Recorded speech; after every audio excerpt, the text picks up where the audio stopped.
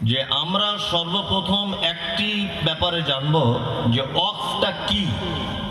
এই যে ওয়াকফ সম্পত্তি করছে, এটা কি, এটা আমাদের জানতে হবে। এটা খায় না গায়ে মাখে, এটা প্রথমে জেনে নিতে হবে। এক, আপনারা জানেন যে আমাদের পূর্বপুরুষেরা দুটি কারণে তাদের সম্পত্তিকে ওয়াকফ করেছিলেন, অর্থাৎ আল্লাহ রাস্তায় দান করেছিলেন। এক নম্বর উদ্দেশ্য জনকল্যাণমূলক কাজ, যেমন হসপিটাল হবে আমার জায়গাতে মাদ্রাসা হবে, আমার জায়গাতে অনাথ আশ্রম হবে, আমার জায়গাতে স্কুল হবে, আমার জায়গাতে মসজিদ হবে, আমার জায়গাতে খেলার গ্রাউন্ড হবে, বাচ্চারা খেলাধুলো করবে। এক কথায় জনকল্যাণমূলক কাজের জন্য তারা তাদের কিছু সম্পদ আল্লাহর রাস্তায় ওয়াকফ করেছিলেন। আর একটি উদ্দেশ্য ছিল রবের সন্তুষ্টির জন্য, অর্থাৎ আমার এই দানকৃত সম্পদ থেকে আমি আমার রবের কাছে কিছু বিনিময় পাব, কিছু নেকি পাব, এটা একটা উদ্দেশ্য ছিল।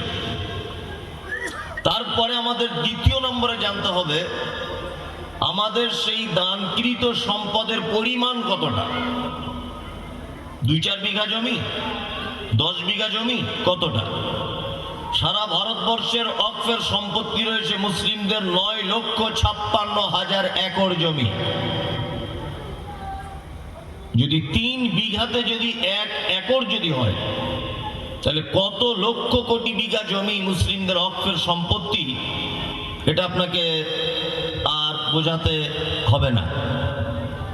নাম্বার 3, আমরা যে বাংলাতে বসবাস করি, এই বাংলার কত সম্পত্তি আছে ওয়াকফের?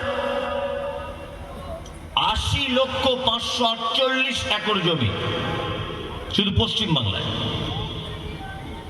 নাম্বার 2, পশ্চিম বাংলায় যত জেলা আছে, মালদা, মুর্শিদাবাদ, দিনাজপুর, পুরুলিয়া, বাঁকুড়া, 2 মেদিনীপুর, 2 24 পরগনা, মালদা, এদিকে যত রকমের জেলা, যত নাম জেলা আছে, 17, 18, 19, 20 যে কটা আছে, সব থেকে বেশি সম্পদ কোন জেলার মানুষের? হুগলির মানুষের সম্পত্তি সব থেকে বেশি।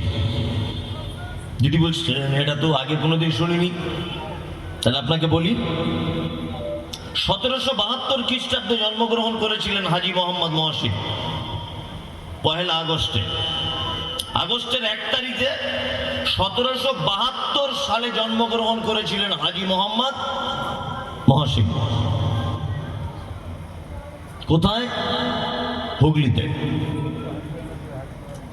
উনি 1800 সালে এসে ওনার বোনের সম্পত্তি এবং ওনার সম্পত্তি মিলিয়ে 200 কোটি টাকা মুসলিমদের জনকল্যাণের জন্য ওয়াকফ করেছিলেন। 200 কোটি টাকা। কত সালে? 1800 সালে। তখন ভারত স্বাধীনতা লাভ করে নি। তারপরে এলো 1900, তার মানে 100 বছর।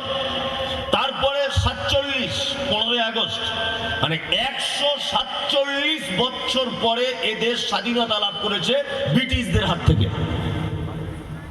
এবার আপনাকে একটা কথা বলি, 1947 থেকে 2025 পর্যন্ত কত বছর হচ্ছে? 70 হবে নাকি? 75, 78। তার মানে ওদিকে 100 আর ওদিকে 47 আর এদিকে 78, তাহলে কত হচ্ছে? 225। মানে এই 225 বছর আমি ব্যাংকিং সিস্টেমে যদি ধরি যে 5 বছরে টাকা ডবল হয়, আপনি 1 লাখ টাকা যদি রাখেন 5 বছরে যদি ডবল হয়, তাহলে 200 বছরে 200 কোটি টাকা হাজী মোহাম্মদ মহসিনের বর্তমানে কত হাজার কোটি টাকাতে রূপান্তরিত হয়েছে। কি কোনোদিন ভেবে দেখেছেন? ভেবে দেখেননি। সারা বাংলার সব থেকে বেশি সম্পদ যারা জনগণের জন্য দান করেছেন এনারা হচ্ছেন সব হুগলি জেলার লোক বেশিরভাগ। আর একটা মজার কথা বলি, আপনারা জানেন যে 1947 থেকে 2014 পর্যন্ত, মানে মনমোহন সিং পর্যন্ত দেশের সিরিয়ালে প্রধানমন্ত্রী 13 নম্বর মনমোহন সিং। আর 2014 সালে যিনি ক্ষমতায় বসেছেন নরেন্দ্র মোদী, ইনি হচ্ছেন 14তম প্রধানমন্ত্রী এদেশে। কততম? 14তম। 13তম প্রধানমন্ত্রী পর্যন্ত ওয়াকফের বিল পরিবর্তন করতে হবে এই পরিকল্পনা করেননি। অথচ ওনারা সকলেই উচ্চ শিক্ষিত এবং হাই এডুকেটেড মানুষ ছিলেন। সমস্ত প্রধানমন্ত্রীরা মনমোহন সিং পর্যন্ত উচ্চ শিক্ষিত মানুষ ছিলেন। কি বললাম বুঝলেন?